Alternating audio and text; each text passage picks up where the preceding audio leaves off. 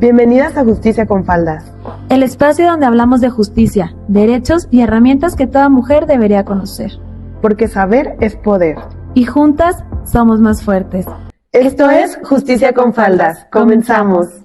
Hola a todas y bienvenidas a Justicia con Faldas. El día de hoy tenemos una invitada que nos emociona mucho. Es una abogada que se dedica a la asesoría jurídica del Poder Judicial de la Federación.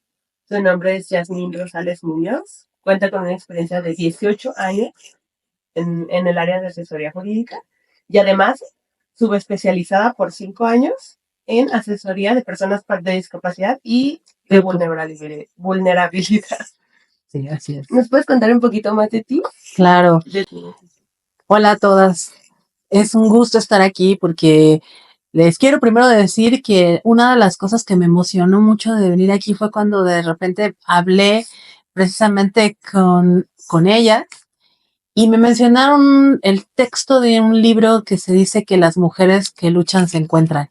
Y definitivamente las mujeres que luchan se encuentran y este es un espacio en el que me emociona más a mí estar para poder hablar sobre los derechos de las mujeres y los derechos de todas. Yo, pues llamo, como dijeron, soy Yasmín Rosales Muñoz, muchísimo gusto. Soy asesora especializada en atención a personas con discapacidad y en sí de lo que me gustaría hablar es que puedo decir que nosotros somos el primer respondiente ante la violación de derechos humanos de todas las mujeres. Y que es importante que ustedes conozcan cuáles son sus derechos, porque el saber y conocer los derechos implica que vayamos y nos defendamos y busquemos que se nos restituyan. Ay, qué emoción. Y bueno, ¿qué fue lo que a ti te llevó a dedicarte a esto? Fue tu móvil, bueno. Y a veces uno quisiera hacerlo como más romántico y decir que la defensa de las personas me encontró y yo la encontré, pero fue un proceso más complicado, ¿no? Yo en principio estudié y estaba enfocada en estudiar ciencias de la comunicación y letras, ¿no? Pero mi familia es de abogados y como que seguramente vieron en mí este afán combativo, este afán de defender a los otros. Y pues decidí estudiar Derecho. Pero lo que sí cambió mi vida fue llegar a la Defensoría Pública Federal. No les quepa la menor duda. El trabajo que nosotros hacemos me enorgullece mucho porque hacemos lo que cualquier abogado joven sueña hacer, que es defender a los otros sin que de manera gratuita, ayudar a las personas de manera gratuita. Entonces, cuando yo llegué a la Defensoría Pública, me enamoré perdidamente. Yo me enamoré primero del derecho cuando lo estudié, pero en segundo lugar me enamoré de la Defensoría Pública porque lo que les ofrecemos a ustedes es oportunidades de acceder a la justicia, oportunidades de acceder a una defensa, es un camino. ¿Y qué me hizo hacerme asesora? Ustedes, la gente, el no soportar la falta de acceso a derechos de las personas, el no soportar la falta de justicia y sentir que de alguna manera, aunque lo que yo hago sea un granito de arena en una playa, creo que al final, si hacemos un pequeño granito de arena y un pequeño trabajo, estamos cambiando de espacios pequeños, ¿no? Y además porque creo furiosamente en el activismo, que el activismo se hace en la calle, se hace de manera legislativa y se hace litigando. Eso es. Muchas gracias, Yasmín. La verdad es que los héroes no tienen capa y están en las calles. Así es. Están disfrazados de personas como tú y se me pone la piel chinita de escucharte de esa pasión por la justicia y sobre todo en la asesoría jurídica, que es donde ves a las personas en mayor situación de vulnerabilidad. Y te quería preguntar un poco sobre eso, de cuál ha sido tu experiencia en la Defensoría Pública atendiendo casos de mujeres que están en situación de vulnerabilidad. Pues ya tengo 18 años en la Defensoría Pública Federal y pues mi experiencia acerca de la falta de acceso a justicia de las mujeres es cada día, porque además yo soy una defensora pública o una asesora jurídica, pero no dejo de ser una mujer. Y al ser una mujer no puedo estar ajena a la falta de acceso a derechos, a la discriminación, a las problemáticas que vivimos todas las mujeres. Entonces, la primera parte que yo afronto, sobre todo en este momento, es la falta de reconocimiento de los derechos. Creo que vivimos una circunstancia, un contexto en donde más y más mujeres van conociendo cuáles son sus derechos, o por lo menos más y más mujeres se van sintiendo incómodas, como que algo no está bien, como que esto que no estoy teniendo, como esta falta de reconocimiento que estoy sintiendo no está bien. Esto es un poco a poco, pero en el trabajo en concreto, la problemática esencial, y la veo no solamente en las personas que se acercan a solicitar derechos, sino en general, es que las mujeres no son capaces de valorar sus derechos. Es decir, ellas se ponen siempre por debajo de sus parejas, por debajo de sus hijos, por debajo de sus padres inclusive, y en último lugar está lo que ellas necesitan. Entonces, cuando una mujer llega a buscarnos, de verdad ya llega en una situación ya de desamparo, en donde ya primero vio por el papá, primero vio por el esposo, primero vio por el abuelo, por el hijo, por el suegro, incluso, y no por ellas. Entonces, lo que nos encontramos cuando buscan la reparación de los derechos es que sus derechos están de verdad muy vulnerados. En todos los sentidos, porque también atendemos muchas mujeres adultas mayores, y ahora es fácil decir para muchas, no para todas, ¿no? Porque el llegar es un proceso paulatino, generacional, que tiene un contexto educativo y un contexto social. Entonces, muchas mujeres adultas mayores están despertando. En este momento están despertando y se están acercando con nosotros. Licenciada, es que yo sufro violencia y la he sufrido durante 50 años, pero yo creía que eso era lo que tenía que vivir porque mi mamá también lo vivió y porque mi abuela lo vivió y porque si eso se venía haciendo estaba bien, pero mi hija me dijo que no tenía que aguantarme, que tenía que buscar derechos.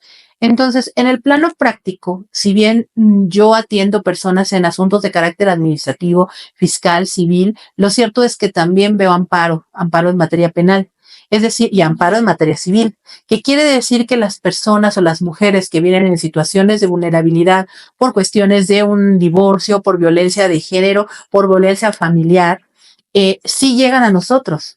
Claro, llegan en la instancia del amparo, pero no podemos olvidar que el amparo también puede reparar procesos mal ejecutados en los juicios naturales. Así que creo que es muy importante que las mujeres que han sufrido violencia de género, que han sufrido violencia familiar, que no tienen acceso a pensiones alimenticias, que no tienen acceso a pensión alimenticia de sus hijos, que no tienen acceso a salud o a seguridad social, o que simplemente han visto que son discriminados sus derechos, deben de acercarse con nosotros, ¿no?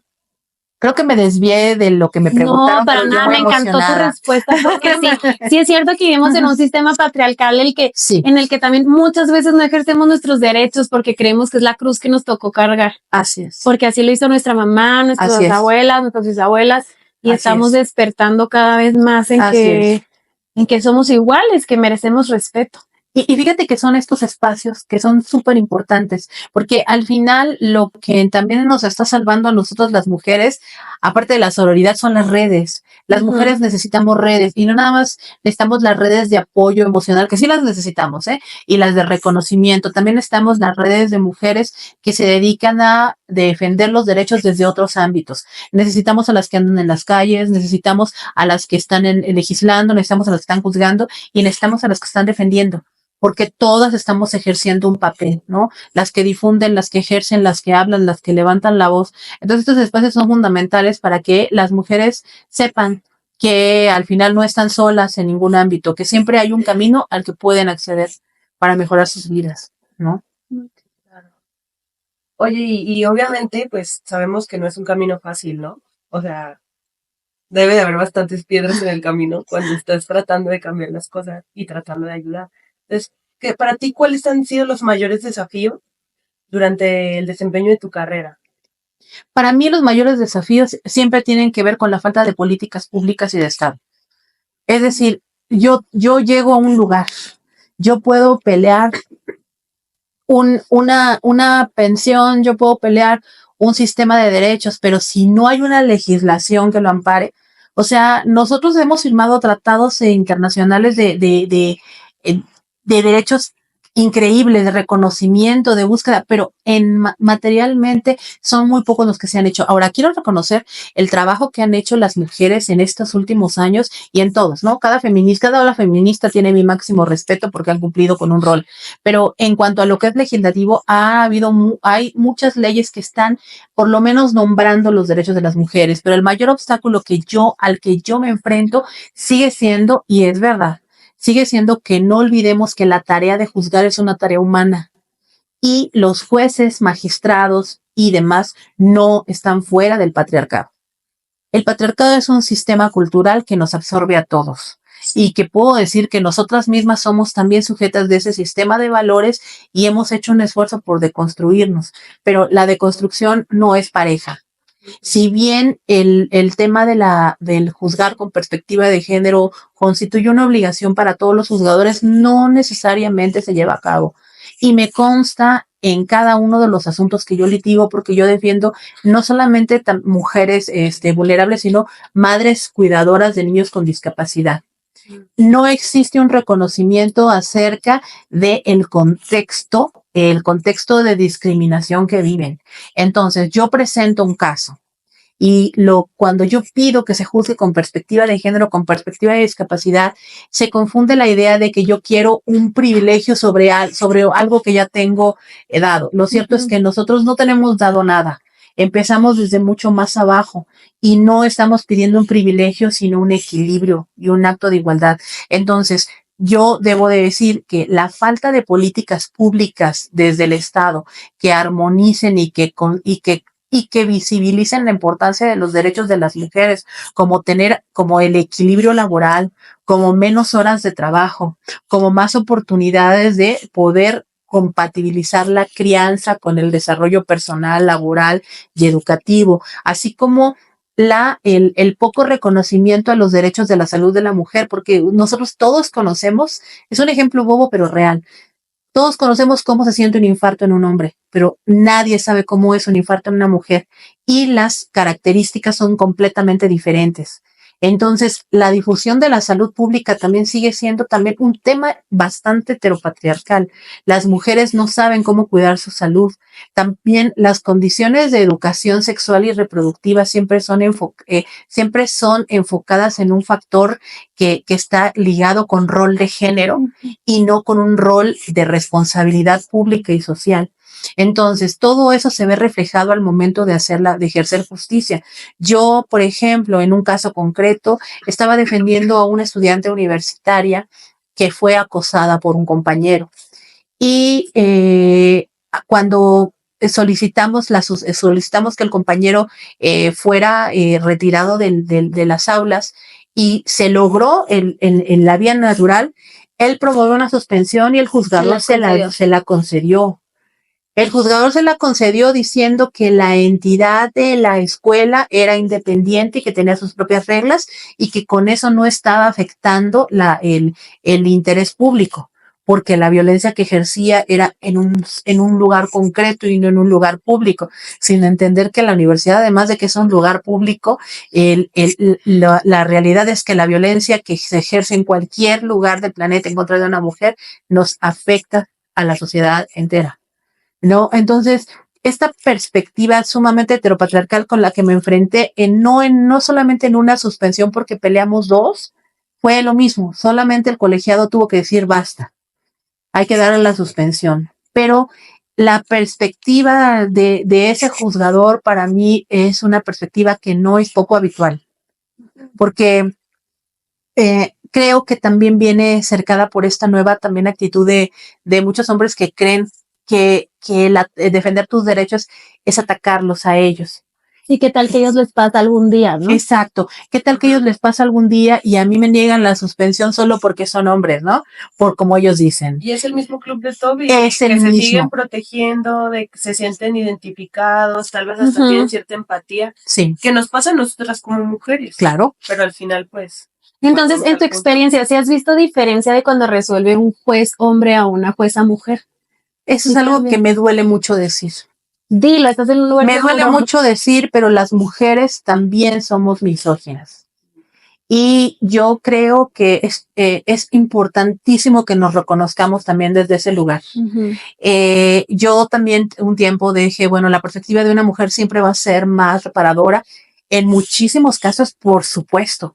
En muchísimos casos, por supuesto, sobre todo en aquellas mujeres que las absorbe la interseccionalidad, ¿no? Que son madres cuidadoras de niños o niñas con discapacidad, o que viven situaciones de vulnerabilidad o de violencia de género o de violencia sexual, porque también se ha acercado personas a decírmelo, juzgadores a pedir una opinión jurídica, ¿no?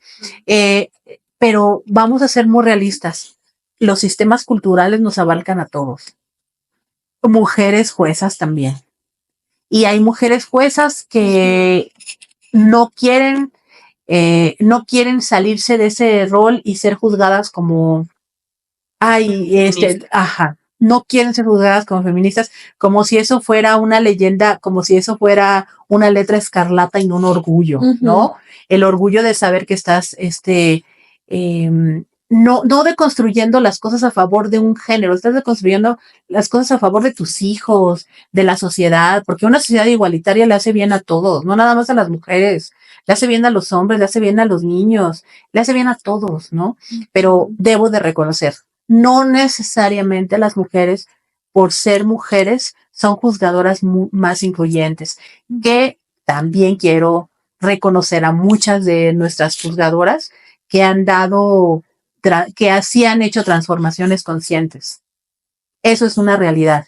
En estos últimos años han hecho transformaciones conscientes, se las reconozco, se las valoro, y también hay jueces, hombres que han hecho transformaciones conscientes, inteligentes, y que se las valoro profundamente. Lo mismo jueces, magistrados, ministros, les reconozco y les valoro, que hay mucha gente que sí está haciendo la chamba personal, ¿no? Pero no es no es per se, ¿no? Sí, todos estamos combatiendo el sistema patriarcal por igual. Todos. Algunos con más ganas, otros con menos ganas. Oye, entonces, en tu experiencia, ¿cuáles serían las principales barreras que enfrentan las mujeres cuando buscan representación legal en México? Ok, la primera barrera es el estigma. O sea, yo como mujer, ¿por qué voy a tener derechos? O sea, al final yo soy una mamá, yo soy una hija, yo soy una hermana. Pues si hay violencia en mi familia, pues era lo que tocaba, ¿no? Esa es una. El estigma viene combinado con el desconocimiento, la invisibilidad.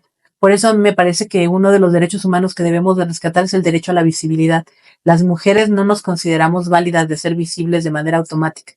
Consideramos que entre menos nos notemos, más fácil. El otro acceso tiene que ver en las cuestiones educativas. Las mujeres tienen mucho menos acceso a derechos, a educación. Entonces, al tener menos acceso a derecho y educación, muchas de ellas consideran que las situaciones que viven no violentan sus derechos, no conocen sus derechos, ni los más básicos. La otra barrera, podría decirse, es la barrera económica. Y esa es fundamental. Esa barrera económica no es por igual a hombres y mujeres, ¿eh? La barrera económica existe para todos, pero no es igual, no nos atraviesa igual. Eso es falso. Porque la barrera económica en una mujer implica que la mujer, cuando hay una situación de crisis económica, va a procurar darle todo prioritariamente a los hijos y a la familia, y ella se va a poner al último. Y en una barrera económica, en una situación de hombres, funciona diferente. Entonces, la barrera económica impide la imposibilidad. Si no tenemos acceso a servicios, a bienes básicos, mucho menos tenemos acceso a justicia. Y además también hay una barrera geográfica, porque nosotros estamos hablando como mujeres de ciudad, pero está el campo, la sierra, la barrera geográfica es fundamental. Las comunidades indígenas, hay una barrera geográfica que aísla a las mujeres de la defensa de sus derechos y del reconocimiento de los mismos, porque yo no tengo nada contra los usos y costumbres siempre y cuando preserven los derechos humanos, ¿no? Sí, claro. Si prevalecen los derechos humanos, los usos y costumbres son bienvenidos porque son parte de nuestra identidad y respeto y valoro profundamente la identidad de los pueblos indígenas y mi propia identidad mestiza, por supuesto, ¿no? Pero siempre y cuando privilegien los derechos humanos. La barrera geográfica es una cosa tremenda. Nosotros estamos haciendo en la Defensoría, después pasar a lo mejor más profundamente ese tema, pero hacemos un trabajo de brigadas. Las brigadas es un esfuerzo en donde los chalecos morados, que podríamos decir nosotros los IFDP, que traemos chalecos morados, nos acercamos a comunidades que están más aisladas y hacemos este tipo como de sondeo, en donde la gente se acerca y dice, dígame cuál es su problema jurídico. Y en ese momento analizamos cuáles son los problemas jurídicos, les canalizamos a los lugares donde les pueden atender gratuitamente y si son de nosotros, tomamos la representación para defender los derechos de las personas. Eso también se está haciendo en los reclusorios.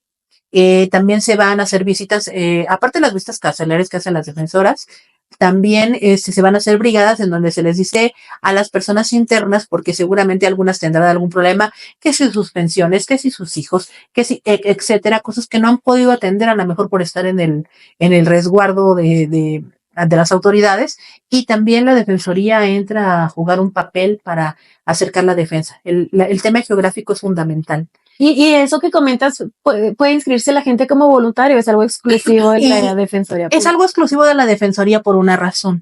Porque sí, digo, a mí me parecería, de hecho, yo hace no mucho fui a Bolivia, obtuve una beca para ser monitor a nivel Latinoamérica de acceso a justicia de personas vulnerables. Y planteábamos esa situación de las brigadas a nivel internacional, a nivel Latinoamérica, sobre todo, ¿no? Planteábamos eso para hacerlas, hay unas brigadas de justicia itinerante. Y en esas brigadas de justicia itinerante que también hacen los jueces y que hacen también los juzgados, creo yo que la población civil debería participar, porque finalmente nosotros no organizamos nuestra propia logística. Es decir, las autoridades nos prestan espacios y demás, pero sería maravilloso contar con la sociedad civil para que ellos nos acompañaran, para que refirieran a las personas, para que nos ayudaran a, digamos que, bueno, ustedes para acá, ustedes para allá. O sea, la sociedad civil siempre va a ser bienvenida porque yo en estos últimos años que trabajo directamente en protección de grupos vulnerables, he descubierto que la verdad es que en la sociedad civil y los defensores de derechos humanos somos uno. Vamos para donde mismo y nos acompañamos, nos damos herramientas. Y otra cosa, lo que la sociedad civil nos enseña no lo puede enseñar nadie, porque ellos son los que han sentido la transgresión de derechos en su piel. Así que ellos son los que nos indican dónde duele y nosotros decimos qué herramienta es la que se puede usar, ¿no? Pero donde duele te lo dice la gente. Así que si la gente de la sociedad civil se quiere acercar con nosotros a la Defensoría, hay muchos programas en ese sentido porque tenemos observatorios de la Defensoría para mejorar nuestro trabajo al momento de brindar el servicio de defensa, tanto asociaciones vinculadas con la defensa de las mujeres como defensa de las personas con discapacidad, como de defensa de las personas en movilidad, adultos mayores, ¿no? Sí. Qué interesante, ¿no? Sí. Qué bonita manera de acercarse. Pues. Sí, tratar de eliminar estas barreras que son reales que tenemos. Sí, claro. Entre más vulnerabilidad haya, más difícil va a ser acceder a un representante legal. Más difícil es siempre. Incluso lo que decías, el tema económico. Se me ocurre una mujer que está en una situación de violencia, que igual está también sufriendo violencia económica, tampoco va a tener dinero para acudir a un abogado particular. ¿Estás de acuerdo? De hecho, esa es una de las preguntas que tengo para hacerte. O sea, ¿cómo influye esa condición social o económica de una mujer para su acceso a la justicia? Yo pienso que la condición económica lo atraviesa todo. La pobreza lo atraviesa todo. A mí me gustaría aquí recuperar este tema y enfocándome directamente en las mujeres. Las mujeres dedican al cuidado de otras personas 50 horas aproximadamente a la semana. 50 horas que le quitan al autocuidado, a la posibilidad de educarse, a la posibilidad de formarse, a la posibilidad de atender su salud y a la posibilidad de tener un trabajo remunerado. Entonces, la pobreza de las mujeres es mucho mayor per se. No podemos decir que aquí venimos todos iguales. No, aquí no venimos todos iguales. Eso es una fantasía capitalista, ¿no? Aquí no todos estamos iguales. Aquí venimos desde diferentes lugares. Entonces, la pobreza de la falta de acceso a servicios y a oportunidades de las mujeres es doblemente mayor.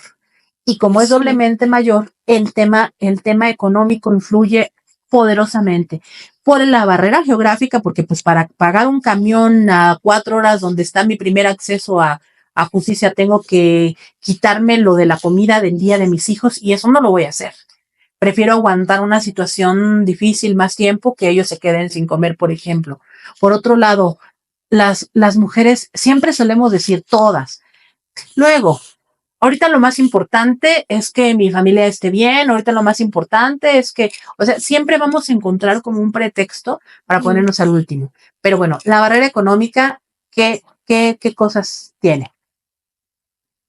No puedo ejercer un trabajo porque me dedico todo el día a cuidar.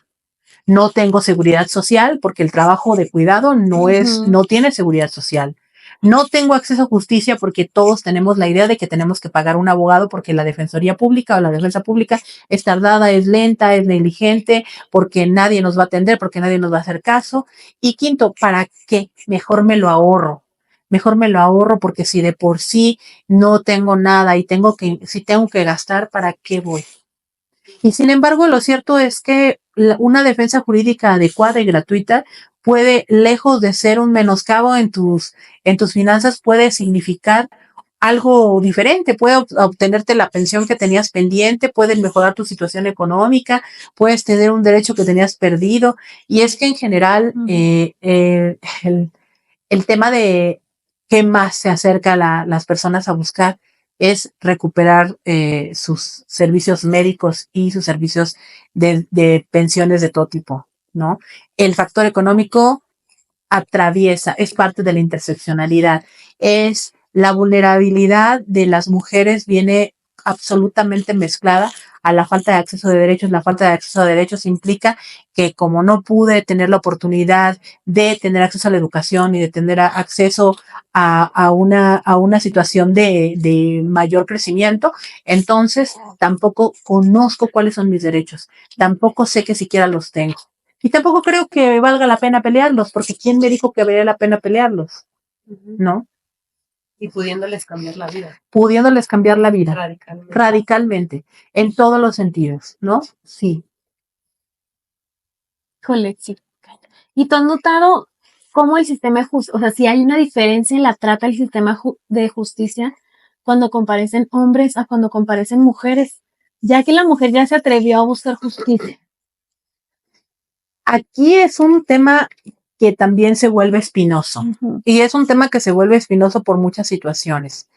Depende de qué tipo de acceso a justicia estamos peleando. Ujú. Porque en materia familiar, cuando se trata de, por ejemplo, de guardas y custodias, siempre suelen dárselas a las mujeres y todos creemos que es porque están privilegiando los derechos de las mujeres. Falso. Hay un estereotipo de género. Están privilegiando el estereotipo y están privilegiando el rol. No están con todos estos hombres que de repente dicen, ay, no, y como es mujer le van a la custodia. Falso, es desde un lugar completamente diferente. No es desde el lugar de que las están beneficiando por ser mujeres. No, señor. Están recreando el estereotipo de género. Y ese estereotipo es algo tan nefasto y que hace que todos pensemos que las mujeres tienen la obligación de cuidar. Sí, yo te podría asegurar, no tengo los datos, pero tampoco tengo las dudas de que justamente en los temas, ya lo había pensado, en los temas de guardia y custodia, que la mayoría de los casos le dan la guardia y custodia de los hijos de lunes a viernes para que ejerza justamente el rol de cuidados, y los hombres solo el fin de semana. Así es. La mayoría de los casos. Así es. Y no están siendo beneficiosos con las mujeres, ni hay las mujeres. No, señor. Es un estereotipo que permite al hombre tener un desarrollo laboral y un desarrollo social y un derecho al ocio. Y a las mujeres se les está negando eso porque al final son madres. O sea, y si tú eres madre, ya mujer no eres, ¿no? Ya no te puedes divertir. No, ¿por qué? O sea, ¿por qué? O sea, eso déjaselo a los hombres, ¿no? Y ese es un estereotipo completamente grave. Entonces, desde luego que hay una manera de juzgar completamente diferente. Y esto donde los hombres ven un privilegio, yo veo un grave estereotipo que atraviesa a las mujeres y que les quita absolutamente sus derechos. O sea, es un estereotipo y eso se va prolongando en todas las etapas. Por ejemplo, también en las perspectivas de cuidados. Esto es fundamental. A los hombres difícilmente se les otorgan licencias de cuidado, ahora cada vez más, pero difícilmente se les otorgan licencias de cuidados porque los cuidados los hacen las mujeres. Sí, o hasta vergüenza les da pedir la licencia de paternidad. Sí, la licencia de paternidad es algo que van a tener un bebé, pues claro. Dice, no, ¿qué me va a decir mi jefe? ¿Qué va a decir que ahí voy de... No quiero trabajar, ¿no? Ajá. Que es flojera. Sí, porque para eso están las mujeres, pues las que cuidan son las mujeres. O sea, esto es una violación indirecta a los derechos de las mujeres y ni tan indirecta, bastante directa, porque finalmente pues el hombre, no, pues cómo voy a pedir una licencia, no, mejor quédate tú que sí puedes, pues eres mujer. Volvemos al mismo tema del estereotipo. Las mujeres cuidan más de 50 horas a la semana. 50 horas que no se recuperan en otro espacio. Que se pierden para siempre en una oportunidad de ocio, porque además el derecho el ocio es un derecho, es simplemente a descansar o hacer una actividad que te divierta y ser una persona que tenga un libre desarrollo de tu personalidad, tener identidad, tomar un curso, actualizarte en algo o tener un trabajo remunerado para tu vejez, o sea, o para tu juventud, no importa. O sea, la verdad es que sí hay una perspectiva, en la perspectiva de género sigue siendo una perspectiva perpetuadora de roles. O sea, claro que sí hay momentos en donde no se beneficia, se contextualizan las circunstancias, pero por ejemplo, seguimos nosotros socialmente achacando a la madre que abandona, a la madre que, o sea, y ahí nunca está el padre dentro de estos contextos, ¿no? Él es como un ser invisible. Y esto, los jueces, los juzgadores forman parte de la sociedad. Ahora, hay algo nuevo, que sí es algo nuevo en nuestra manera de juzgar, y que ni los abogados, ni los jueces, ni nadie podemos dejar de lado, que son los juicios sumarios de las redes. Sí, los juicios sumarios de las redes son una manera nueva de hacer derecho. Sí. Y una manera muy peligrosa. Porque por una parte es verdad, la gente se aboca a causas que son fundamentales y suscribo porque yo también lo hago. Pero por otro lado, no podemos soslayar que hay un contexto social, cultural y hay muchos fenómenos que se entrelazan y que no podemos juzgar como si yo de repente me pongo una radiografía y digo, no, claro que es una fractura. Yo no soy médico. Yo no tengo la experiencia, no tengo el tiempo de hora clínica. Yo no puedo de repente decir, es un hueso roto y lo digo yo y me lo van a repetir todos mis seguidores y entonces era un hueso roto. Es más complicado que eso. Las redes forman un papel al momento de juzgar a las mujeres y a los hombres. Más severas, pero también en eso hay un juego como un poco macabro, ¿no? En esta parte en donde cuando los grupos feministas salen válidamente a acuerpar o hacer sororas con situaciones de violencia, otros grupos de personas que pues el patriarcado es el que los ha criado, consideran que se está olvidando los derechos de ellos. Cuando yo digo, si tu derecho está vulnerado, sal a la calle a pelear por él. Ve a los juzgados a pedirlo, ve a los defensores a pedirlo, no se los reclames a las feministas, no se los reclames a los defensores de animales, no se los reclames a los defensores de... Ve a reclamarlo tú, ¿no? O sea, trabaja tu derecho. Entonces, desde luego que se percibe el derecho y se percibe la ley y se perciben las obligaciones completamente distintas para hombres y para mujeres. O sea, vivimos en un sistema que legisla en muchos espacios y las redes es una de ellas. Entonces, cuando los hombres piensan que vivimos inmersas en un privilegio, tal vez desconocen que matan 10 mujeres al día, ¿no? Entonces es un privilegio muy extraño. Es un privilegio que no creo que ellos deseen tener, porque ellos dicen, matan más hombres, pero los matan otros hombres. ¿No? Y por razones móviles distintos, muy diversos. Y cuando por fortuna se encuentran una situación en donde un hombre, por ejemplo, todos conocemos este asunto del taxi, ¿no? donde del Uber, ¿no? Donde esta chica dijo, si no haces tal cosa, yo te denuncio. Y yo lo vi replicado en redes y me puse a pensar, claro, van a replicar en redes porque hallar un caso de ese tipo es tan aislado que cuando encuentren uno lo van a replicar lo más posible. Porque como decía una activista, dice, cuando le pasa a un hombre es tragedia, pero cuando le pasa a miles de mujeres es tradición. Es una cifra. Así es una cifra, es un cero más. Entonces yo no estoy justificando que le pase algo malo a este chofer de Uber, por supuesto que no. Debe haber derecho y presunción de inocencia y se debe respetar la ley en todos los casos. Pero ese es el 1% de los casos en los que se denuncia, siguen siendo más que sea la realidad. Claro. Y hay algo bien grave en eso, que estamos poniendo en duda siempre lo que dice una mujer, porque es la clase de delitos que ya sabemos que no tiene, pues no hay pruebas, ¿no? Claro. O sea, suceden en la cercanía y tristemente, por un caso aislado que sucede 1 de cada 1000, 1 de cada 100, ponen en duda todos los demás testimonios y todas las demás situaciones que forman parte de nuestra sociedad. De nuestra sociedad.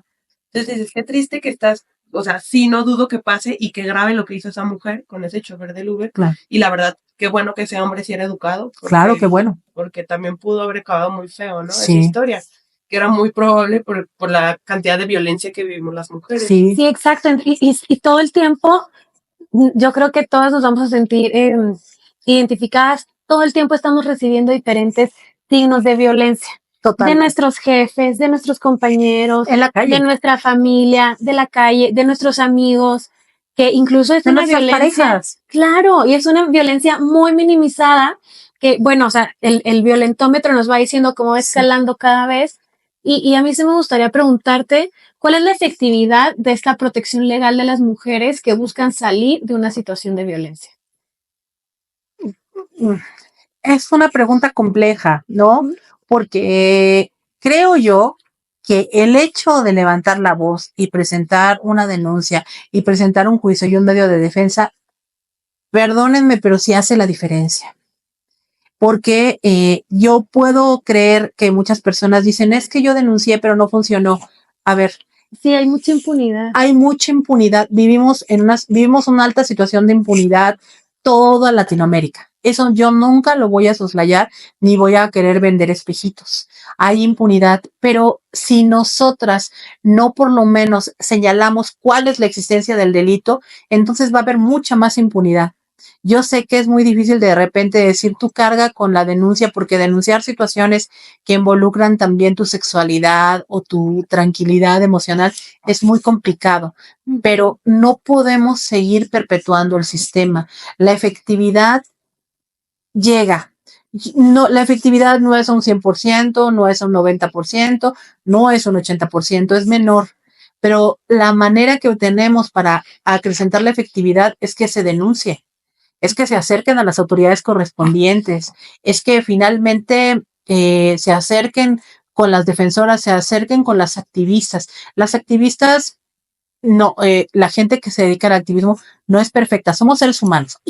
Yo desde el activismo judicial, las otras mujeres desde el activismo social, sé ser humano, se cometen errores, se tienen vulnerabilidades, pero lo cierto es que estamos todos enfocados en lo mismo, que es que se planteen cuáles son las problemáticas que se viven y que se busquen los cauces más adecuados. Yo sé que sí hay casos en donde se han recuperado los derechos y se ha garantizado la seguridad de las mujeres, porque además el acceso a derechos no solamente se enfoca en la violencia, que es fundamental, porque la vida primero, ¿no?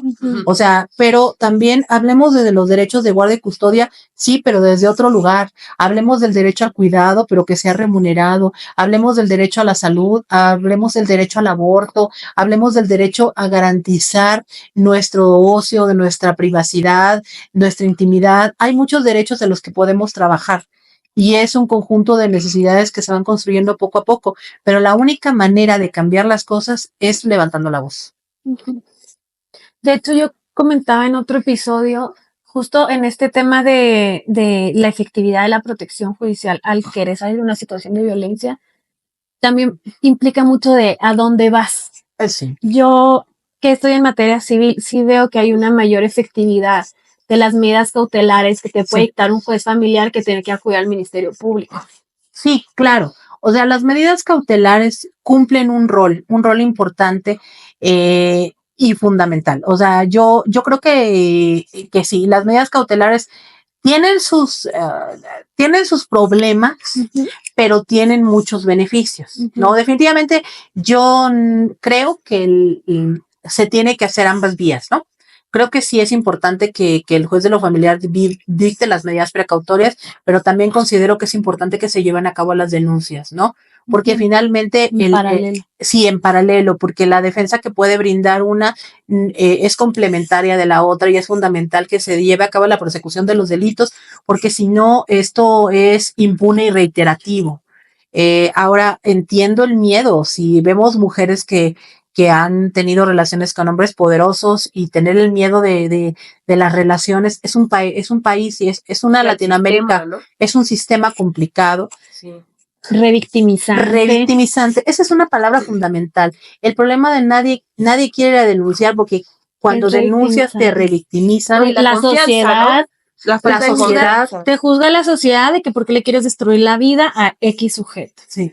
Te juzgan en el trabajo porque te tachan de conflictiva. Sí, exacto. porque Es muy revictimizante. Sí, la verdad es que es súper revictimizante y inclusive creo yo que nos pueden poner decenas de capacitaciones, ¿no? No es que capacitemos lo de esto y sí, mucha gente, hay gente que sí le hace match, ¿no? Que dice, wow, o sea, cosas que yo no estaba viendo, o sea, ya estoy viendo, ¿no? Hay mucha gente que le pasa, pero hay mucha gente que también no lo va a hacer nunca, porque esto es como sentir de que, ¿por qué me van a mandar a hacer cosas que yo no creo? Pues si a mi papá le pegaba y todos estábamos bien contentos y no pasaba nada, y mi mamá nos atendió a todos y fuimos todos bien contentos. Ella también estaba bien contenta, nunca se quejó. No fue mi culpa porque ese día que me pegó, yo sí le contesté muy feo, sí le di comida fría y nos empezamos a culpabilizar. Nos empezamos a culpabilizar mucho. O sea, la verdad, a donde yo quiero llegar es que es muy difícil modificar la idiosincrasia de un país, ¿no? O sea, es muy difícil. Y lo que nos queda a nosotras es autocuidarnos, sí, porque también tenemos que ser prudentes, pero lo cierto es que sí necesitamos levantar la voz. O sea, también acérquense con las activistas cercanas, con los grupos de activismo, pero otra cosa es importante. Vayan a las defensorías públicas. También hay mujeres y hombres muy preparados y gente que es capaz de solicitar las medidas precautorias de manera inteligente, de manera segura y que puede vigilar que se cumplan. No es perfecto, pero de verdad la mejor opción no va a ser no hacer nada, ¿eh? Esa no va a ser su mejor opción. Créanme que haciendo algo y esperar y demás siempre va a ser mejor que no hacer nada. Oye, hablando de ese tema, cuando una persona, sobre todo una mujer que es víctima de violencia, va a la Defensoría Pública, ¿cuál es el proceso que se sigue? O sea, ¿cómo enfrenta la Defensoría todos estos temas y estos casos? Me gustaría también, ya que lo introduces, hablar directamente de la Defensoría en términos generales, ¿no? Yo también me gustaría, porque siento que todos pensamos que la Defensoría Pública es limita a lo penal. Entonces también me gustaría que nos contaras, justo en complementación con la pregunta que te hace Sofía, es ¿qué asuntos ven en la Defensoría Pública? Porque hay asesores jurídicos como tú, que son como abogados gratuitos. Sí, y hay defensores. La Defensoría Pública es una institución que brinda defensa tanto en materia penal como en materia administrativa, civil, fiscal y derivado de materia penal. O sea, en todas las materias. En todas las materias. Y quiero que conozcan, por ejemplo, un poco la Defensoría. En materia penal se enfoca siempre en aquellos delitos del vínculo federal que podríamos ejemplificar como secuestro, como trata de personas, como delincuencia organizada. Eso son, por ejemplo, uso de armas restringidas para uso exclusivo uso exclusivo, sí, del ejército. Esos son los delitos concretos a los que se dedica la defensa penal, y la defensa penal defiende en concreto a presuntos responsables. Ese es un tema fundamental. Si tú fuiste acusado de la comisión de un delito de esta naturaleza, tu familiar dependiendo del contexto, o tú mismo puedes acudir a la Defensoría Pública Federal para que te brinde una representación gratuita en todas las instancias, lo mismo en el sistema anterior que en el nuevo sistema penal. Así que esa es la parte que brindamos en materia penal. En materia de asesoría es mucho más amplia porque brindamos una asesoría en materia administrativa, civil, derivada de causas penales. Brindamos representación especial a niños y niñas, a mujeres, brindamos representación a personas con discapacidad, a personas en movilidad, a grupos que tienen situaciones de problemáticas laborales. La asesoría es amplísima. ¿Qué quiere decir? Que si tú, por ejemplo, te negaron tu pensión de bienestar, puedes venir conmigo. Si no te están dando los medicamentos, si te están restringiendo el servicio médico, puedes venir conmigo. Si eres persona con discapacidad y quieres una rampa, quieres la accesibilidad en el metro, la accesibilidad en las comunicaciones, en el transporte, en lo que sea, puedes venir conmigo. Si, por ejemplo, tú eres una persona que es solicitante de refugio y quieres regularizar tu situación jurídica, puedes venir a la Defensoría. Si tienes una problemática laboral con tu sindicato o un despido injustificado, puedes venir con nosotros. Ahora, los niños, niñas, según la ley de amparo, los niños, niños y adolescentes, cuando las personas promueven un amparo a nombre de ellos, siempre nos van a nombrar a nosotros como los vigilantes de sus derechos, ya sea en cuestiones de custodia, de violación, de violencia, todo. En todas las materias yo puedo ser una representante especial y vigilar que los procesos que se hayan llevado en contra de un niño, niño, adolescente o una persona con discapacidad, una mujer, sean verificados y analizados correctamente por cada uno de nosotros. En realidad, los servicios que prestamos es la defensa de los derechos humanos de todas y de todos. Si tú sientes que fue violentado algún derecho a tu seguridad, a tu estabilidad, a la vivienda, a la salud, un derecho económico, cualquier situación de violencia, te puedes acercar con nosotros. Lo interesante de la Defensoría Pública, y eso me gustaría mucho que ustedes lo supieran, es que si en alguna cosa en la que no seamos competentes, no importa, puedes venir con nosotros, porque la función de nosotros también es mandarte al lugar donde te pueden representar y defender de manera gratuita. Es decir, somos también un canalizador. No llegas con nosotros y no te vas como diciendo, bueno, yo no sé para qué vine, si de todos modos no me dijeron qué hacer. No, también nosotros te vamos a ofrecer una alternativa de solución, aunque sea en una institución diferente, pero también gratuita. Y en ese sentido, nosotros atendemos absolutamente todo, víctimas, personas que han visto vulnerados sus derechos por alguna violencia del tipo que sea. Ahora, también es cierto que el área que la Defensoría tiene un convenio firmado y una especie de manejo de lo que es la violencia de género. Tenemos un área especializada que se dedica a analizar las situaciones de violencia de género. En ese sentido, son atendidos por un área que se llama litigio estratégico. Litigio estratégico se encarga de acercarse con ustedes y ver cuál es la problemática de que se trata y ver si es sujeto de una representación o de una defensa de carácter de ellos, sin importar si se trata de una situación donde eres presunto o donde eres víctima. Ahora, lo cierto es que todos los asesores y asesoras recibimos una capacitación constante en cuanto a perspectiva de género, perspectiva de discapacidad y buscamos, o sea, nuestro objetivo es contribuir a que cada una de ustedes tenga primero una perspectiva del derecho que se les está violando. Segundo, una herramienta o una estrategia jurídica mediante la cual se puedan defender. Como pueden ver ustedes, la verdad la defensoría es muy, muy, muy amplia. O sea, el problema, digamos, tú me pones el problema y yo busco la herramienta posible, pero sí tengo que aclarar que nosotros, por ejemplo, no llevamos a cabo divorcios, no llevamos a cabo juicios familiares, no llevamos nada de eso porque eso le corresponde a la Defensoría de Oficio. Sin embargo, sí nos toca la parte en donde estos juicios ya llegan a amparo indirecto o amparo directo y ahí podemos también hacer reparaciones, porque finalmente en los procesos a veces hay violaciones muy profundas donde no te escucharon a ti, donde no te oyeron una prueba a ti, donde no valoraron o no te declararon a ti como que no eras competente, capaz o como mujer no pudiste hacer valer tus derechos. Sí podemos reparar esa parte en el amparo indirecto y en el amparo directo.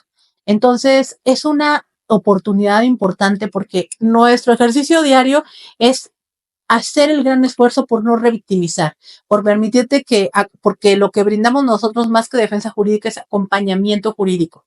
O sea, al final te acompañamos porque el que sabe lo que vive eres tú y nosotros somos tu herramienta, ¿no? Entonces, es más o menos en términos generales, ¿no? Sí.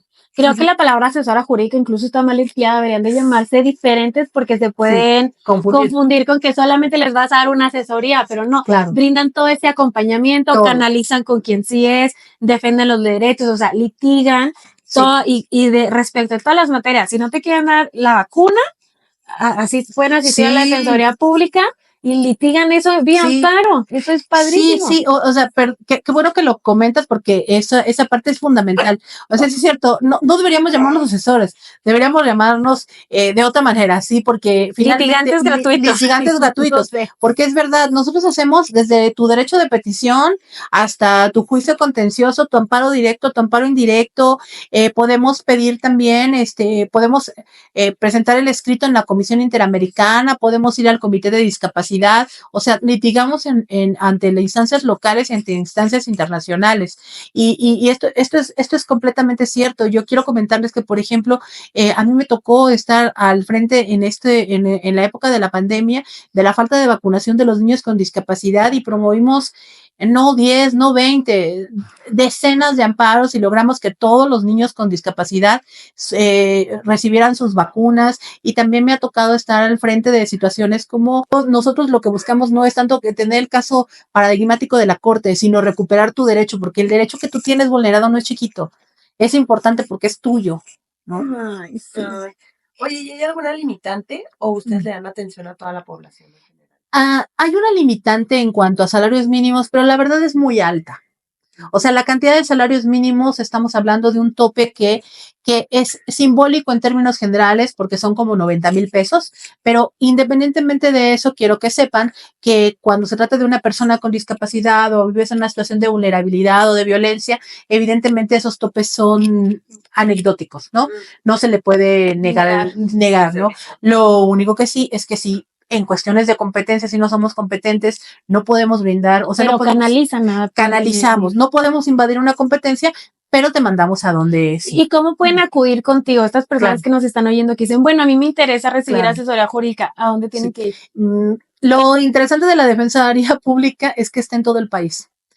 Tenemos una oficina en tu casa, o sea, todos los estados del país, es más, hay varios estados que tienen más de una oficina y contamos con un teléfono que es el teléfono de Defensatel.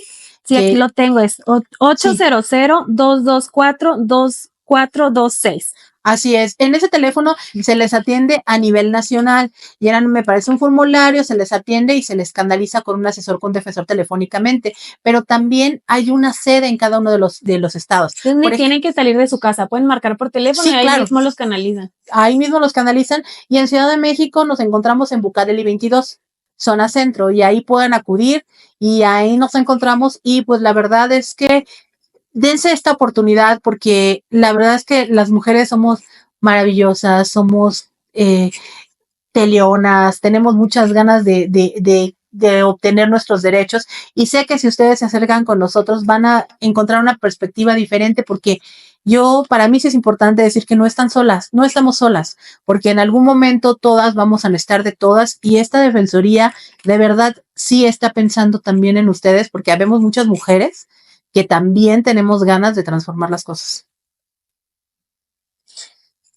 Bueno, yo quería preguntarte, ya casi que para finalizar, ¿qué recomendación le darías a aquellas mujeres que tienen un problema legal que no saben a dónde acudir? Que vengan con nosotros. en realidad sí les diría, yo sé que es bien difícil tomar la decisión de poner tu confianza en una autoridad más, en un abogado más, pero la verdad es que sin ánimo de sonar trillada, de verdad sí es diferente. Sí es diferente porque nosotros somos gratuitos y porque además tenemos muchos años haciendo este trabajo y créanme que cada momento nos estamos comprometiendo con él y que también dentro de nosotros hay gente que está súper metida en el activismo, en las ganas de transformar este país, en las ganas de que esto sea mejor para ustedes y para nosotros. Entonces, de verdad, si tienen un problema jurídico del tipo que sea, porque si bien a lo mejor nosotros no les vamos a poder representar, vengan con nosotros y las mujeres no tengan miedo, es lo que decimos, juntas somos más. Sí, qué bonito. Y bueno, no sé, tal vez alguna historia que haya marcado un antes y un después en tu historia. Pues sí, para mí hay un antes y un después desde que empecé a atender discapacidad. Mi vida cambió, yo por eso se los quiero confesar a ustedes, yo no soy feminista de toda mi vida, porque eso no es cierto, ¿no? Como muchas de nosotras, soy una mujer del privilegio en el sentido de que tuve la oportunidad de una educación, mis padres son profesionales, he vivido como en alguna pequeña burbuja como vivimos, y no se trata del dinero, se trata de las posibilidades, ¿no? Y yo estaba muy ciega hasta que la discapacidad, el atender discapacidad llegó a mi vida y yo me di cuenta de algo muy importante, entendí que tenía yo una venda inmensa, una venda de comodidad y me di cuenta que el mundo era más grande y que había mucho trabajo por hacer. Y entonces descubrí que si el activismo será feminista o no será. Entonces eso cambió mi vida, ¿eh? Oye, aparte en estos temas de personas con discapacidad, eres la mejor. Ya me dijeron que hasta has litigado de que en el sistema internacional has ido a la Corte Interamericana. Siempre quiero pensar que soy una voz importante en la defensa de los derechos de las personas, ¿no? Que quiero creer que he sido una voz fuerte, o sea, una voz presente, persistente, porque soy una mujer muy terca y además soy una mujer el tema es la vocación, ¿no? Yo creo en lo que hago. Yo creo que si para mí fuera como un trabajo como de, bueno, hoy voy a hacer esto, tal vez lo vería diferente, pero para mí no es solo un trabajo, es una vocación. Entonces, eso es una vocación, yo considero que eso hace que sea una mujer con una voz importante para la transformación de los derechos de las personas con discapacidad y me atrevo a pensar que de los derechos de los más vulnerables y espero seguir levantando la voz todo lo que también la gente me lo permita y además quiero agradecer siempre el acompañamiento de los grupos de la sociedad civil. Ellos son los que me acuerpan, me hacen fuerte y yo les doy las herramientas, pero pues vamos caminando juntos, ¿no? Porque siempre lo decimos ellos y yo y nosotros, nada de nosotros y nosotros, ¿no? Y es a eso, a ellos les debo tanto, todo y yo seguiré siendo su acompañante, su herramienta y pues juntas seremos una voz poderosa, yo espero. Ay, muchas gracias, sí. Y además siento que esta plática sirve muchísimo porque hay muchos tabús en torno a la defensoría pública Sí. que son o sea, que no te alcanzó para un abogado, entonces traes un mal abogado. Y es todo lo contrario, Todo son lo de contrario. las personas más capaces, las más capacitadas. Además, pónganse a pensar, a nosotros nos revisan y nos revisan y nos revisan. O sea, somos, a veces el abogado no lo encuentras en ninguna parte. ¿Y dónde está el abogado? Pues quién sabe, ¿no? Pero nosotros no, nos van a encontrar en el mismo lugar, en el mismo sitio y pidiendo qué pasó, qué se hizo. Y créanme que además lo hacemos de verdad con el corazón. O sea, porque se litiga también con la ley, pero también se litiga con el corazón, ¿eh? Sí, y son muy, muy capaces. Justo, sí. tú estás cursando tu doctorado. Sí, yo estoy cursando mi están doctorado. constantemente en capacitación. Sí, no, yo también con el auspicio de la Defensoría hice una especialidad en España y hace poco me fui a Bolivia a hacer formada como monitor internacional y todo el tiempo nos capacitaron de la Corte Interamericana, o sea, tenemos cursos sobre derecho obligatorio, sobre derecho de las personas con discapacidad, sobre perspectiva de género. Créanme que a nosotros, de verdad, estamos muy formados. Dense la oportunidad. Sí. Oye, Yasmini, cuéntanos, ¿qué es lo que te motiva a tener esta labor? Pues la verdad es que yo soy una persona que tiene demasiado, o sea, creo que la motivación más grande que yo tengo es que yo de verdad sí creo en que puedo transformar las cosas. O sea, esa es mi motivación. Mis motivaciones siempre tienen que ser desde mí. O sea, yo tengo mis motivaciones externas, pero considero que las del trabajo son desde mí. Desde mi interior, desde mi deseo de construir, desde mi deseo de cambiar las cosas, porque mis otras motivaciones me hacen para otras tareas, pero para la del trabajo es que yo me la creo. Yo me la creo que lo que vamos a hacer lo que estamos haciendo está mejorando las vidas de la gente. Y para mí, ese es alguna vez vi un tema sobre expectativas y ponen en un círculo de trabajo, misión, vocación y expectativas. Y yo dije, ay, no inventes, el trabajo que tengo hace clic es un círculo perfecto de todas juntas, ¿no? O sea, a veces es difícil ir a trabajar porque a uno le da flojera porque uno es humano, pero me acuerdo que lo que hago es tan bonito que digo, y que es significativo. Creo que esa es mi motivación, que creo que le estamos dando significado. Que trasciende. O sea, y al final, todos los seres humanos buscamos trascendencia, pero no una trascendencia egoísta, porque al final uno se va y no importa, sino lo que se va quedando en los que vienen. Yo sí sueño con que las niñas que ahorita tienen 10 años, 12 años, tengan una vida completamente diferente. Claro. ¿No? Y pues nuestras ancestras hicieron mucho por nosotras, pero espero que las que vienen lo hagan todavía más, ¿no? Ay, me emociona muchísimo. ¿Y qué consejo le podrías dar así a las personas que necesitan una defensa jurídica? Sobre todo a las mujeres, ¿no? Sobre todo a las mujeres, yo sé que es difícil, porque sé que es difícil de enfrentarse a instituciones e instancias. Ya no creemos casi en nada porque nos han fallado un montón. Pero denle la oportunidad a la defensoría. Denle la oportunidad a la defensoría y denle oportunidad yo al sistema no. Hay personas dentro de ese sistema que también quieren que somos, al final ustedes son nosotras. Entonces, no te encuentras con una autoridad sentada en un trono o con un abogado con el traje sastre. O sea, véanme, yo estoy toda tatuada. O sea, el mundo es diferente ahora. Acérquense porque estamos buscando hacer las cosas diferentes también. Ay, muchas gracias. Y si te quieren buscar en redes sociales, si claro. alguien te quiere contactar, ¿tienes algún contacto? Sí, yo, casi todas mis redes son Minita Romy. O sea, todas redes de Instagram, TikTok, todas son Minita Romy. O sea, sí, no tengo mucha imaginación. O sea, es Minita Romy y Romy con Y. O sea, no tengo mucha imaginación. O sea, ya ven que tienen todos unos nombres no, yo no tengo tanta imaginación. Ahora que sacan los apodos. Sí, no, yo, la verdad, discúlpenme, todo es Minita Romy, hasta mi correo, ¿no? Ay, muchas gracias. ¿Es fácil? Sí, sí, porque a mí se me olvidan todas las contraseñas. Así que más fácil. Ay, muchas gracias por estar aquí con nosotras. Te Gracias agradecemos a ustedes. muchísimo esta oportunidad de poder compartir contigo y me emociona y me haces creer de que nuestro sistema de justicia va a estar cada vez mejor por personas Se puede. tan comprometidas como tú. Gracias. Y yo creo que todas las personas que nos están viendo, esto les va a cambiar la vida. Porque Ojalá. no tienen ni idea que hay Yo un no sistema sabía. de justicia, que Se alguien los los puede confieso. proteger, que alguien los puede defender, y con tanta vocación y amor a lo que hacen, ¿no? Así es, porque también los buenos sí somos más, ¿eh? Las buenas. Sí, yo también creo eso. Yo creo que es lo que decíamos al principio, las mujeres que luchan se encuentran y yo creo que las mujeres ahorita estamos cambiando al mundo. Yo lo creo fervientemente y yo lo insisto, ¿el activismo será feminista o no será? Ay, aplaudo. Muchas gracias. Gracias a ustedes. Si te gustó este episodio, Suscríbete a Justicia con Faldas. no olvides seguirnos en nuestras redes y compartir este episodio con quien creas que lo necesita. Nos escuchamos en el próximo capítulo, porque la justicia también se lleva con faldas.